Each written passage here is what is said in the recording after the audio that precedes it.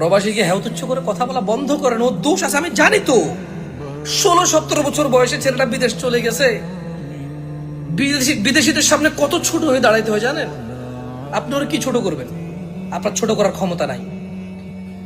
ও এতটা ছোট হয়ে টাকা উপার্জন করে, আপনার ওকে ছোট করার ক্ষমতা নাই। পুরো বাংলাদেশের সব মানুষ মিলে একজন প্রবাসীকে ছোট করার ক্ষমতা রাখে না। সৌদি আরব গিয়ে বাংলাদেশের আরবি কথা বোঝে না, সৌদিরা কথা বলে হাসে, ও দাঁড়ায় থাকে। দেখা যায় ওকে নিয়েও কথা বলে না, কিন্তু ওর মনে মনে বলে, মনে হয় যেন আমাকে তুচ্ছ করে হাসতেছে। ইউরোপিয়ান আমেরিকানরা ওই দেশের নাগরিকত্ব পাওয়ার পরে বলে যে ইন্ডিয়ান ইউরোপি, বাংলাদেশি ইউরোপি, এশিয়ান ইউরোপি। কত ছোট করে কথা বলে।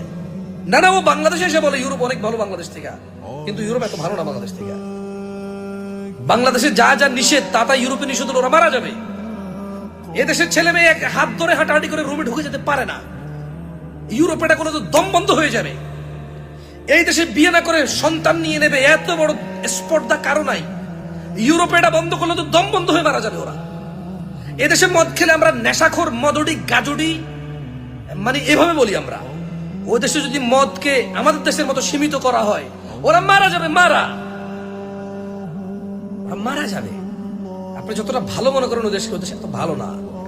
হ্যাঁ, কেউ এসে অনেক সুনাম করে, ওরা অনেক ভালো, ওরা অনেক ভালো না। এই দেশে শুকর আছে অ্যাভেলেবেল, যারা মানে শুকর খায় তারা খেতে পারে, কিন্তু মুসলমানদের জন্য ওই দেশে অনেক ব্যবস্থা নাই। কেমন অনেক ব্যবস্থা নাই? আপনি